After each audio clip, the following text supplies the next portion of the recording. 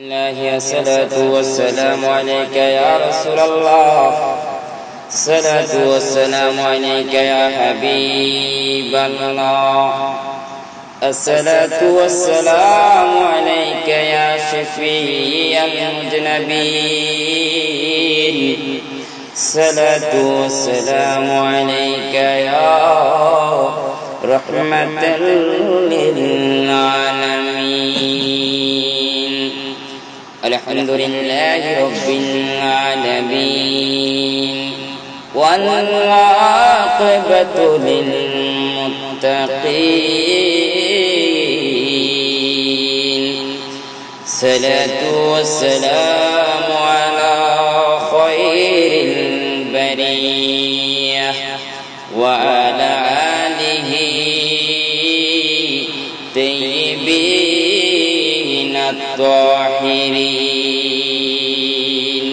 সবাই মহব্বতে উচ্চ আওয়াজে আল্লাহর কোরআন তেলাওয়াত করুন। আউযু বিল্লাহি মিনাশ শাইতানির রাজীম। বিসমিল্লাহির রাহমানির রাহিম। কুল লা আসআলুকুম আলাইহি আজরান ইল্লাল মাওয়াদ্দাতা ফিল কুরবা। أيضا قال الله عز وجل في شان حبيبه ومحبوبه ومعشوقه آمرا ومخبرا إن الله وملائكته يصلون على النبي يا أيها الذين آمنوا صلوا عليه وسلموا تسليما. اللهم صل على سيدنا مولانا محمد وعلى آل سيدنا مولانا محمد يا رجل. اللهم صل على سيدنا مولانا محمد وعلى آل سيدنا مولانا. ضرور سلائے لبیدہ তিনি সোনার মদিনা নবীজিকে না দেখাইয়া কবর দেশে নিও না। আল্লাহুম্মা সাল্লি আলা সাইয়্যিদিনা মাওলানা মুহাম্মদ ওয়া আলা আলি সাইয়্যিদিনা মাওলানা। সম্মানিত হাজিরিন, আপনাদের উদ্দেশ্যে আমি একটা কথা বলতে চাচ্ছি যে আমার দয়াল নবীজি হাদিস পাকের মধ্যে ঘোষণা করেন, মান রাফাআ সাওতাহু, যে ব্যক্তি দুরূদ শরীফের ক্ষেত্রে তার আওয়াজকে, তার সুরকে উচ্চ আওয়াজ করবে, বুলন্দ করবে, আমার দয়াল নবীজি ঘোষণা করতেছেন আমি নবীর দুরূদকে যে ব্যক্তি উচ্চ আওয়াজ করবে, মহব্বত সহকারে আওয়াজ দিয়ে করবে, অজাবাত লাহু শাফাআত, নবীজি বলতেছেন আমি নবীর দুরূদ শরীফ আওয়াজ দিয়ে পড়ার কারণে হাসরের ময়দানে আমি নবী তোমার উপর শাফাআত ওয়াজিব হয়ে যাবে। জোরে বলুন তো সেই রাসূলের শাফাআত আমাদের প্রয়োজন আছে কি না? জোরে বলুন আছে কি না? তাই মহব্বত সহকারে জবান খুলে আমরা দুরূদ শরীফ পড়ি। আল্লাহুম্মা সাল্লি আলা সাইয়্যিদিনা মাওলানা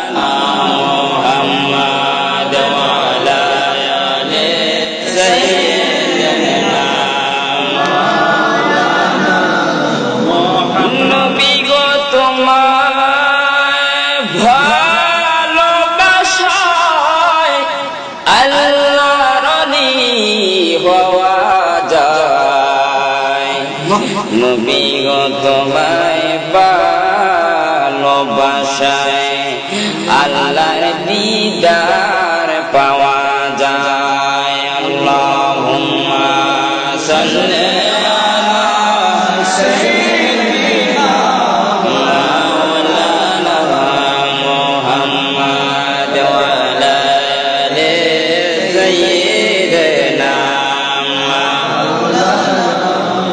দুদুল গোরা কেঁদে বলে আমার কোন দোষ নাই, ইমামে হুসাইন শহীদ হলেন কারবালাতে পানি নাই। আল্লাহুম্মা সাল্লি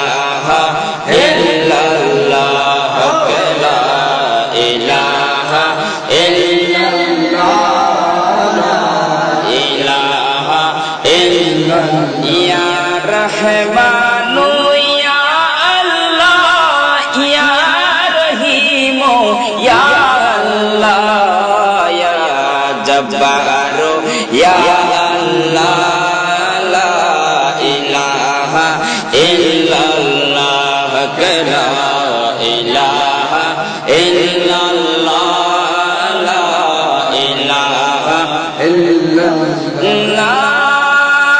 ইলাহা ইল্লাল্লাহ মুহাম্মাদুর রাসূলুল্লাহ সাল্লাল্লাহু আলাইহি ওয়াসাল্লাম। মুআজ্জাজ মুহতারাম উপস্থিত, ঐতিহ্যবাহী ইমাম হুসাইন রাদিয়াল্লাহু তাআলা আনহুর স্মরণে শাহাদাতে কারবালার মাহফিলের সম্মানিত সভাপতি মহোদয় উপস্থিত রয়েছেন। আজকের মাহফিলের সম্মানিত বিশেষ বক্তা আমার পূর্বে যিনি আলোচনা করেছিলেন আল্লামা মাওলানা টিপুল ইসলাম আল কাদেরী সাহেব মাদ্দাজিল্লাহু আলী। উক্ত মাহফিলে উপস্থিত রয়েছেন আমার ছাত্র ভাইয়েরা এবং দূর দূরান্ত থেকে ইমাম হুসাইনের প্রেমিক আশিক ভাইয়েরা। সবাইকে আমি আমার অন্তরস্থল থেকে আবার সালাম দিচ্ছি। আসসালামু আলাইকুম ওয়া রাহমাতুল্লাহি ওয়া বারাকাতুহু। সম্মানিত হাজিরিন, আমি আপনাদের নিকট যেহেতু আমাকে একটি বিষয় নির্ধারণ করে দেওয়া হয়েছে, ইমাম হুসাইন রাদিয়াল্লাহু তাআলা আনহু ভালোবাসা এবং আহলে বাইতে রাসূলুল্লাহ সাল্লাল্লাহু আলাইহি ওয়াসাল্লাম পরিচয়, তো সে আলোকে আমি দীর্ঘায়িত করব না, সংক্ষিপ্ত সময়ের মধ্যে কোরআন হাদিসের আলোকে গুরুত্বপূর্ণ কিছু আলোচনা করে আমরা ইনশাআল্লাহ মিলাদ কিয়ামের মাধ্যমে ইমাম হুসাইনকে স্মরণের মাধ্যমে আমরা আজকের মাহফিল থেকে বিদায় নিব। আল্লাহ পাক যাতে করে আমাদেরকে শেষ পর্যন্ত বসার এবং ইমাম হুসাইন রাদিয়াল্লাহু তাআলা সম্পর্কে আলোচনা করা এবং হুসাইনের ভালোবাসা আল্লাহ পাক যাতে করে আমাদের অন্তর মধ্যে জারি করে দেয়, সকলে আমিন। সম্মানিত হাজিরিন, সে আলোকে আমি কোরআনুল কারীমের অত্যন্ত গুরুত্বপূর্ণ একটি আয়াত আমি তেলাওয়াত করেছি। কুরআনুল কারীমের 25 পারা সূরাতুশ শূরা 23 নম্বর আয়াত আমি আপনাদের নিকট তেলাওয়াত করেছি। অত্র আয়াতের মধ্যে রব্বুল আলামিন ঘোষণা করতেছেন, আমার দয়াল নবীজিকে উদ্দেশ্য করে, আমার নবীজিকে উদ্দেশ্য করে আমার আল্লাহ ঘোষণা করতেছেন, কুল, হে নবী আপনি বলে দিন। মনে রাখবেন একটা জিনিস, কুরআনুল কারীমের যত জায়গায় আল্লাহ কুল বলেছেন, প্রতিটা কুলের মুরাদ হলো আমার দয়াল নবীজি। সে আমার নবীকে লক্ষ্য করে আমার আল্লাহ ঘোষণা করে দিচ্ছেন, কুল, হে হাবিব আপনি বলে দিন, লা আসআলুকুম আলাইহি আজরান, লা আসআলুকুম, আমি তোমাদের নিকট কিচ্ছু চাই না, আলাইহি আজরান, কোন প্রতিদান আমি তোমাদের নিকট চাই না। হে আমার উম্মতরা, আমি নবী যে দুনিয়ার মধ্যে তোমাদের জন্য অনেক কষ্ট করেছি, পরিশ্রম করেছি, তার বিনিময়ে আমি চাই না ইল্লা, কিন্তু আমি আল্লাহ একটা জিনিস, আমি নবী একটা জিনিস চাই, সেটা হলো মাওয়াদ্দাতা ফিল কুরবা। আমি নবীর আওলাদ যারা রয়েছে, আমি নবীর বংশধর যারা রয়েছে, আমি নবীর নসল দিয়ে যারা আসবে, তাদের ভালোবাসাটাই আমি নবী তোমাদের নিকট চাই। জোরে বলো সুবহানাল্লাহ। তাহলে আল্লাহর কোরআন দ্বারা সাবিত হয়ে যাচ্ছে যে নবীজির আওলাদদের ভালোবাসা আমার আল্লাহ কোরআনের মাধ্যমে ঘোষণা করে দিচ্ছেন যে উম্মতের উপর নবীর আওলাদদেরকে ভালোবাসা যে ফরজ, সেটা আমার আল্লাহ কোরআন দ্বারা ঘোষণা করে দিচ্ছেন।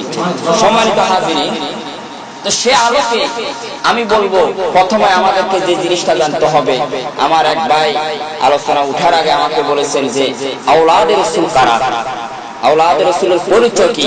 কারণ আমরা দেখি বাংলাদেশের মধ্যে বিভিন্ন দরবার রয়েছে, বিভিন্ন দরবারের মধ্যে আমরা দেখি আওলাদের রাসূল, বিশেষ করে পাকিস্তান থেকে আগত আমার হুজুর কাবলা সৈয়দ মোহাম্মদ তৈয়ব শাহ কাবলা কাবা রহমাতুল্লাহি তাআলা, এবং আমার হুজুর কাবলা সৈয়দ মোহাম্মদ তাহের শাহ মাদ্দাজিল আলী, এবং বাংলাদেশের মধ্যে আহমদুল্লাহ কাবলা কাবা, যাদেরকে আমরা আওলাদের রাসূল হিসেবে আমরা চিনি। প্রশ্ন করতে পারেন, হুজুর আওলাদের রাসূল কিভাবে? কারণ আওলাদ হওয়ার জন্য আমরা সাধারণত জানি, আওলাদ হওয়ার জন্য, বংশ সাবেত হওয়ার জন্য, কোন বংশের যখন পরিচিতি লাভ করে, সেটা মেয়ের মাধ্যমে নয়, সেটা হলো ছেলের মাধ্যমে। কারণ মেয়ের মাধ্যমে কখনো বংশ পরিচয় লাভ করতে পারে না। বংশের পরিচয় লাভ করার জন্য ছেলে লাগবে, যেটা সাধারণত আমরা জানি। কারণ আমাদের যখন কোন বংশের পরিচয় আমরা তুলে ধরি, মেয়েকে দিয়ে আমরা পরিচয় দিই না, বরং পরিচয়টা দিয়ে থাকি ছেলের মাধ্যমে। সম্মানিত হাজিরিন, আমি যে জিনিসটা বলতে চাচ্ছি, প্রশ্ন করতে পারে আমার নবীজির তো কোনো সন্তান ছিল না। হ্যাঁ ছিল, তবে ছোট অবস্থায় আমার নবীজির সন্তানদেরকে আল্লাহ পাক দুনিয়া থেকে নিয়ে গেছেন, কিন্তু নবীজির তো কোনো সন্তান ছিল না। তাহলে আওলাদ কিভাবে হলো? কারণ আমরা জানি আওলাদ সাব্যস্ত হয়, আওলাদ সাবেত হয় সন্তানের মাধ্যমে, কিন্তু নবীর তো কোনো সন্তান ছিল না। তারা ছোটকালে নাবালক অবস্থায় আল্লাহ আমাদেরকে দুনিয়া থেকে নিয়ে গেছেন। এক নাম্বার প্রশ্ন আপনারা মনে রাখবেন, সেই প্রশ্নের আলোকে আমি বলবো একটা মাসালা আপনারা মনে রাখবেন। সর্বপ্রথম যে মাসালাটা, সেটা হলো পৃথিবীর শুরু থেকে, আদম থেকে পৃথিবীর শেষ পর্যন্ত এই দুনিয়ার মধ্যে যত মানুষ আগমন করবে, যত মানুষ আসবে, সবার পরিচয় হবে সন্তানের মাধ্যমে, সবার বংশ জারি হবে ছেলের মাধ্যমে। কিন্তু আমার রাসূল ঘোষণা করে দিচ্ছেন, হে আমার উম্মতেরা, সকল মানুষের পরিচয় হলো সন্তানের মাধ্যমে। আর আমি রাসূলের আওলাদ সাবিত হবে কিয়ামত পর্যন্ত আমার কন্যা ফাতেমা তো জোহরার মাধ্যমে। সুবহানাল্লাহ। তাকবীর।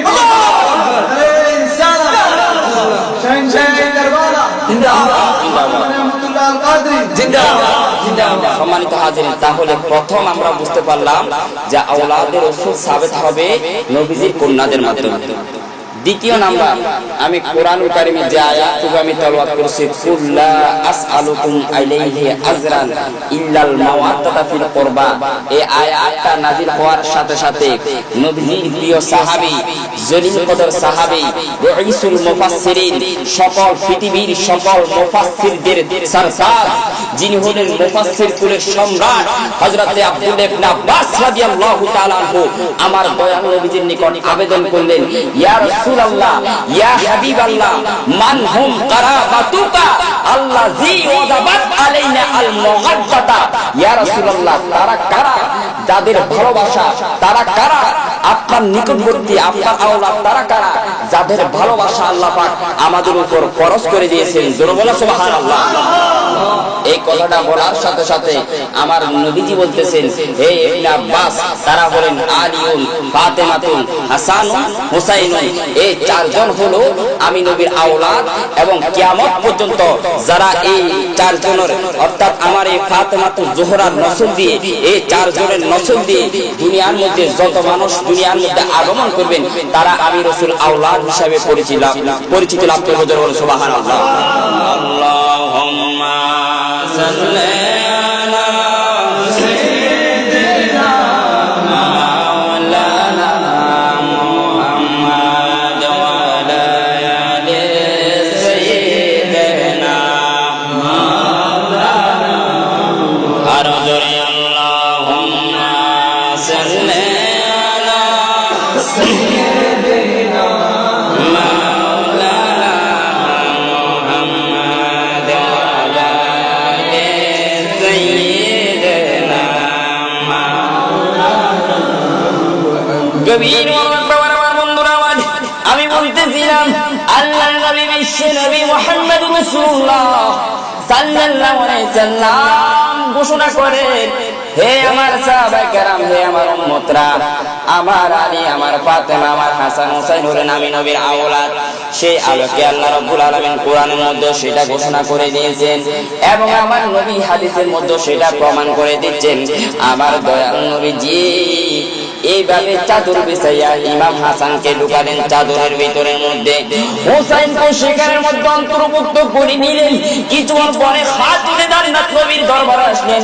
আমার নবী খাতুনে জান্নাতকে সেখানে ঢুকাই নিলেন। কিছুক্ষণ পরে মাওলা আলী আসলেন।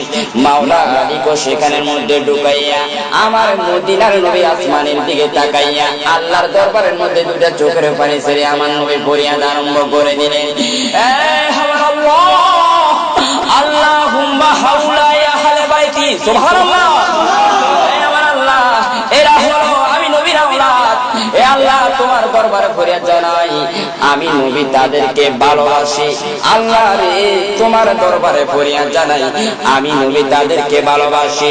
আল্লাহ, তুমিও তাদেরকে ভালোবাসো। শুধু তাই নয় আল্লাহ, আমার আল্লাহ, কিয়ামত পর্যন্ত যারা আমার উম্মতদের মধ্যে আমার এই আওলাদদেরকে যারা ভালোবাসবে, যারা মহব্বত করবে, আল্লাহ তোমার দরবারের মধ্যে আমি ফরিয়াদ জানাই, আল্লাহ তুমি তাদেরকে মহব্বত করিয়া জোরে বলেন সুবহানাল্লাহ। আল্লাহুম্মা সাল্লি আলা সাইয়্যিদিনা মাওলানা মুহাম্মাদ ওয়া আলা আলি সাইয়্যিদিনা মাওলানা।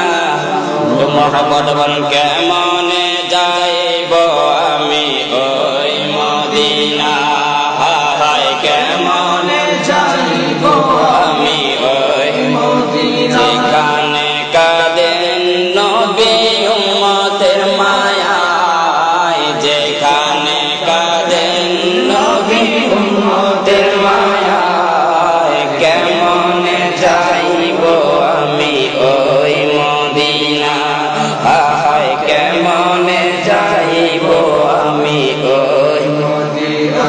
সারা জীবন কাঁদিয়াছেন মরুর সাহারা, সারা জীবন কাঁদিয়াছেন মরুর সাহারা, এখনো কাঁদেন নবী সোনার মদিনা। সেই নবীকে বলো বাইরে কেমনে ভোলা যায়, সেই নবীকে বলো বাইরে কেমনে ভোলা যায়, কেমনে যাইব আমি ওই মদিনা, হায় কেমনে যাইব আমি ওই মদিনা, হায় কেমনে যাইব আমি ওই গভীর। আমি বলতেছিলাম আমার নবীর আওলাদদের পরিচিতি দেওয়ার জন্য আল্লাহ কোরআনের মধ্যে ঘোষণা করে দেন, আমার মদিনার নবী কোরআনের মধ্যে হাদিসের মাধ্যমে আমার নবী প্রমাণ করে দেন। এবার দ্বিতীয় নাম্বার আসলে আওলাদের রাসূলের আমরা পরিচয় জানলাম।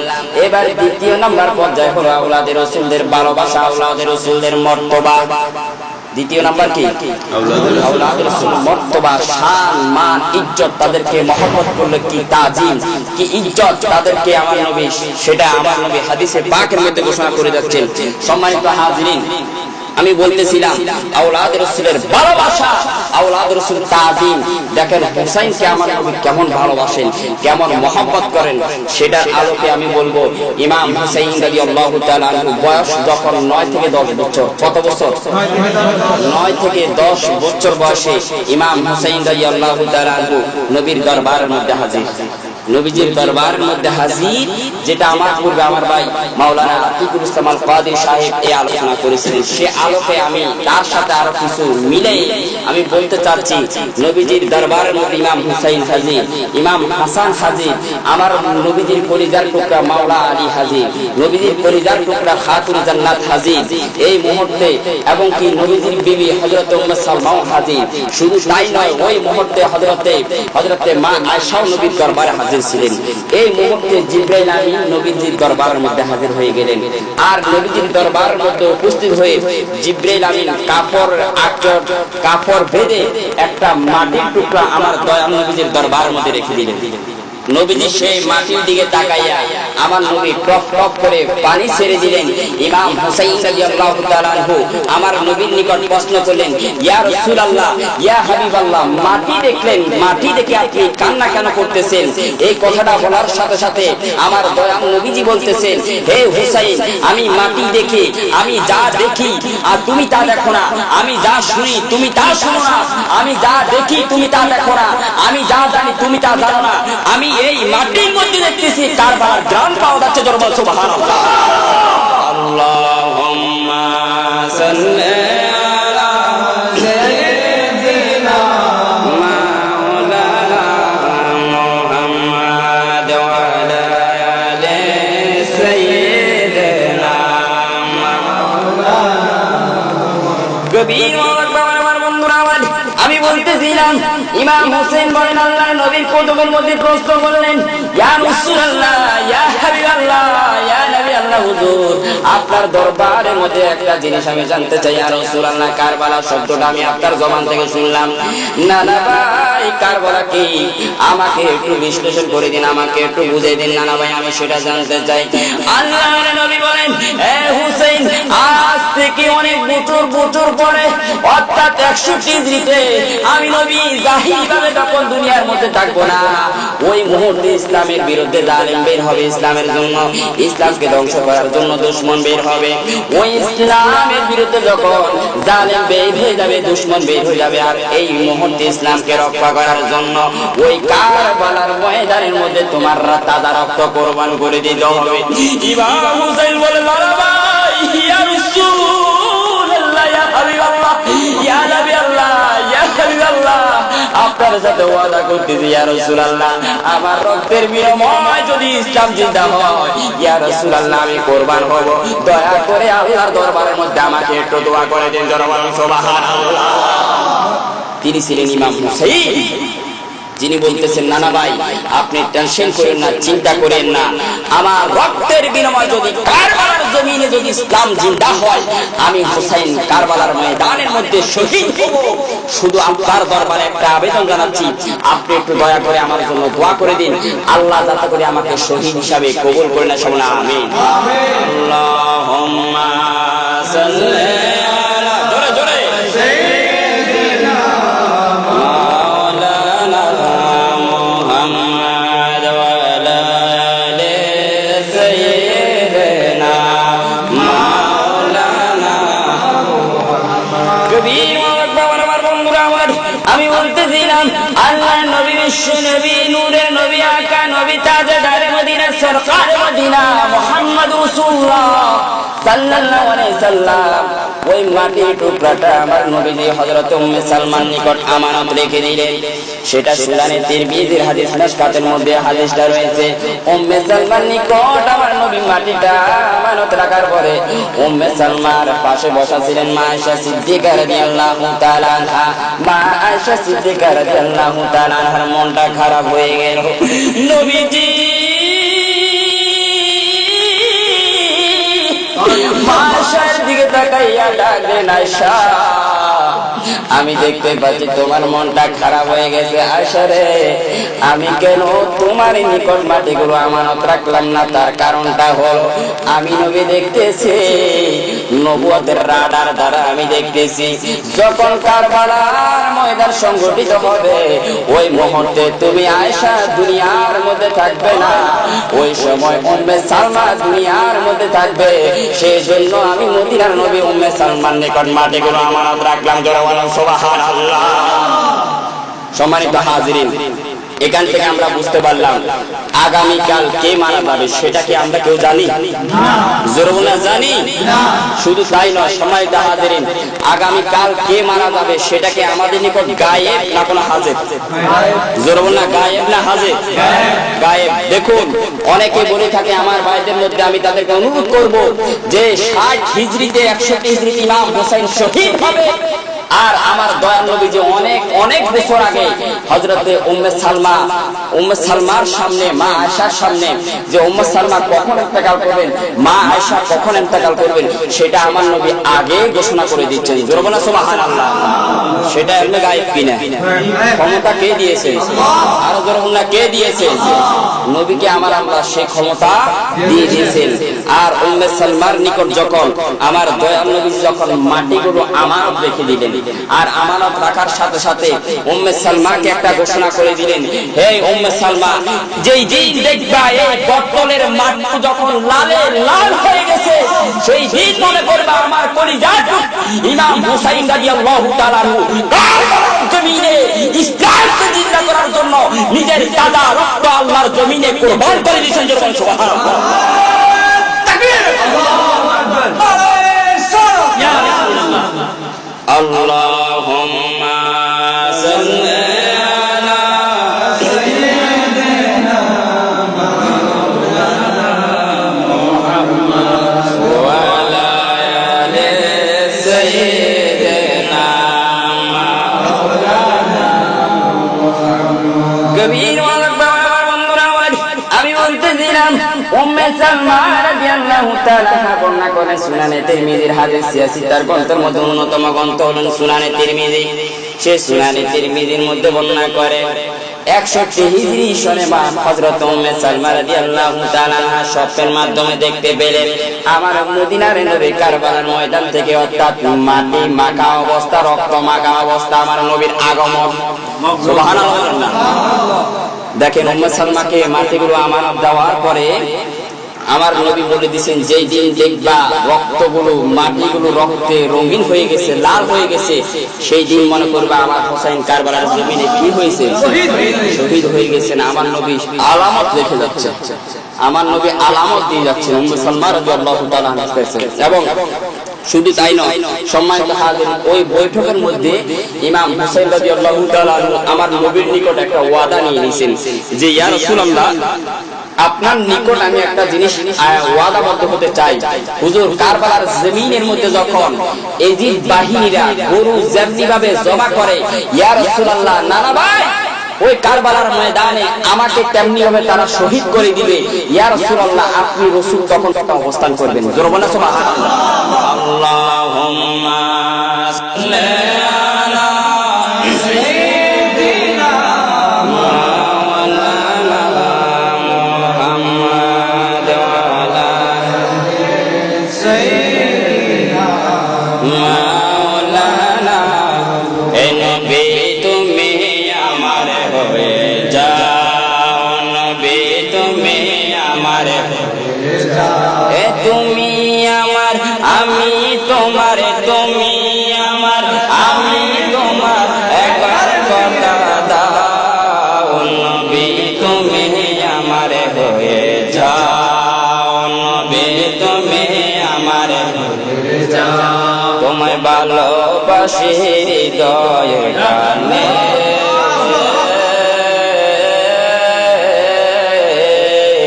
মন বসে না কোনো কাজে তোমায় বিহনে, তোমায় ভালোবাসি হৃদয়ে জানে, মন বসে না কোনো কাজে তোমায় বিহনে। গুনাহগার উম্মতে ডাকে, গুনাহগার উম্মতে ডাকে,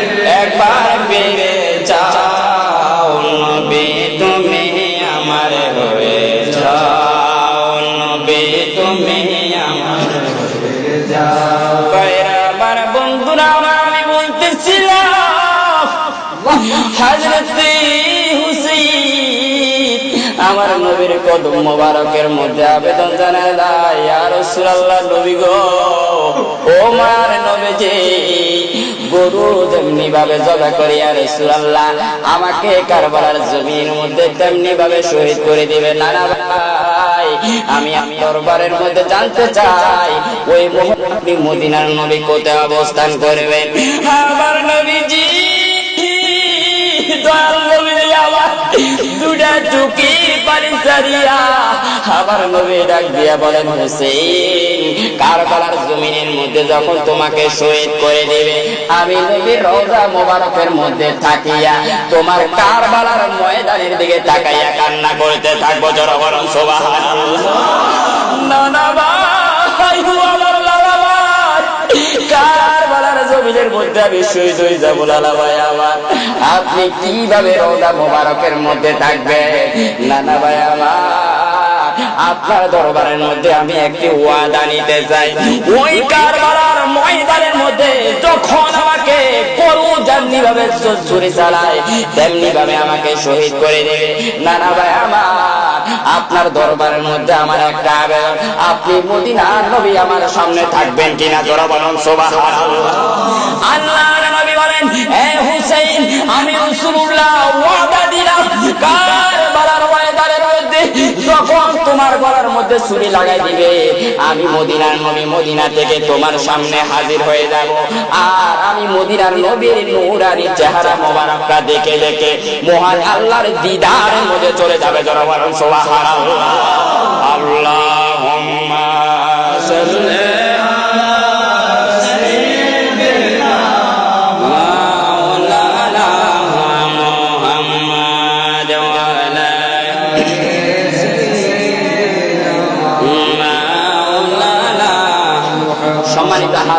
ওই বৈঠকের মধ্যে ইমাম হুসাইন রাদিয়াল্লাহু তাআলা আনহু আমার নবী থেকে ওয়াদা নিয়ে দিলেন, আর নবীজি বলতেছেন, হুসাইন, তুমি চিন্তা করিও না, কারবালার জমিনের মধ্যে আমি তোমার সামনে থাকবো, আমার নূরানি চেহারাটা দেখে দেখে তুমি আল্লাহর জান্নাতের মধ্যে চলে যাবে। জোরে বলুন সুবহানাল্লাহ।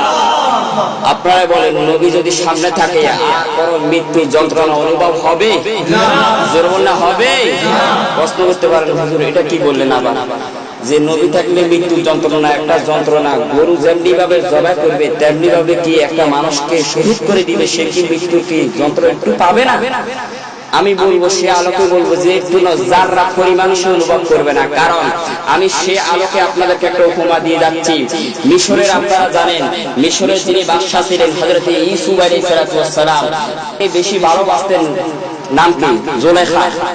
সেই জুলাইখা বেশি ভালোবাসতেন ইউসুফ নবীকে, আর ভালোবাসার কারণে তার রাজ্যের বিভিন্ন মেয়েরা বিভিন্ন অপবাদ দিচ্ছেন যে তুমি রাজার বেটি, রাজার স্ত্রী হয়ে তুমি একটা দাসের সাথে, একটা নগণ্য মানুষের সাথে তুমি কিভাবে তাকে ভালোবাসো, তার সাথে তুমি কিভাবে সম্পর্ক রাখো।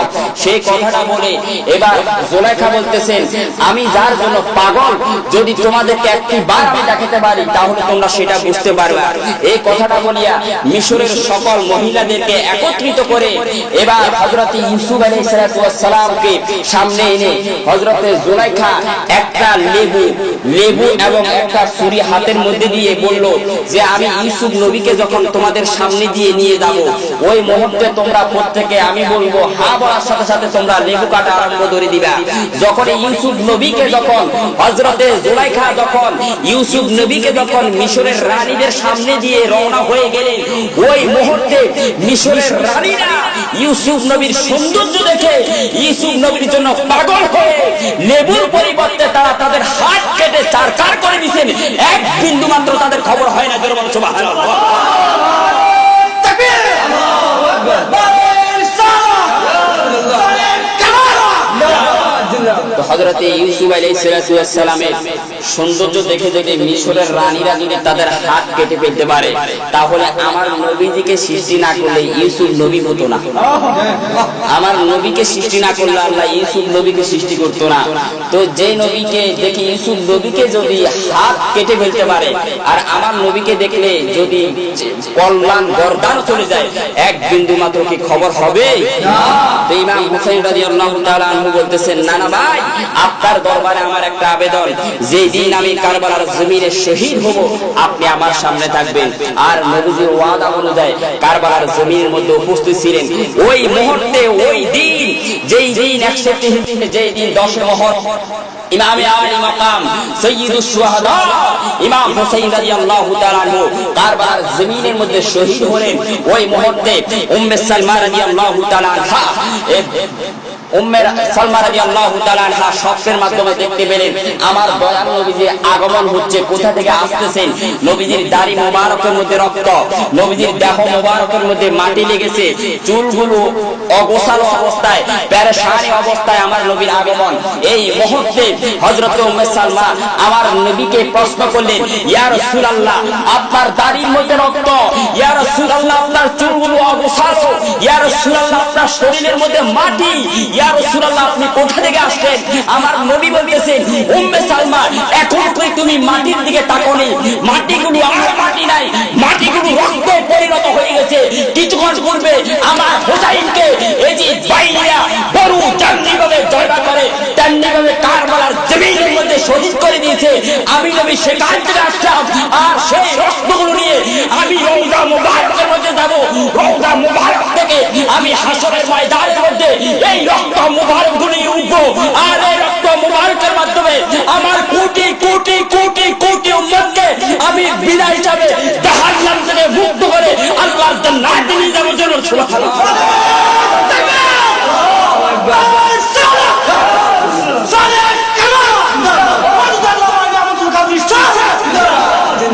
হুসাইনের ভালোবাসা আমাদের দরকার আছে কিনা? জোরে বলনা আছে কিনা? হুসাইনের মহব্বত ভালোবাসা অন্তরের মধ্যে যদি রাখতে পারে তাহলে হাসরের ময়দানের মধ্যে হুসাইনের রক্তের বিনিময় আল্লাহ পাক আমাদেরকে জান্নাত দান করবে, ঠিক কি না? সর্বশেষ আল্লাহর দরবারে ফরিয়াদ করব, আল্লাহ পাক যাতে করে আমাদেরকে ইমাম হুসাইন রাদিয়াল্লাহু তাআলার মহব্বত ভালোবাসা আমাদের অন্তরের মধ্যে স্থান করে দিয়ে কাল কিয়ামতের ময়দানে যাতে করে আমরা হুসাইনের সেই পতাকার নিচে আমরা ছায়ায় স্থান পেয়ে যাতে করে আমরা জান্নাতের ভাগীদার হতে পারি, নবীর প্রেমে প্রেমিক হয়ে যাতে করে আমরা দুনিয়া থেকে বিদায় নিতে পারি। এই বলে আমার আলোচনা আমি এখানে ইতি টানলাম। ওয়া মা আলাইনা ইল্লাল বালাগ। আসসালামু আলাইকুম ওয়া রাহমাতুল্লাহি ওয়া বারাকাতুহু।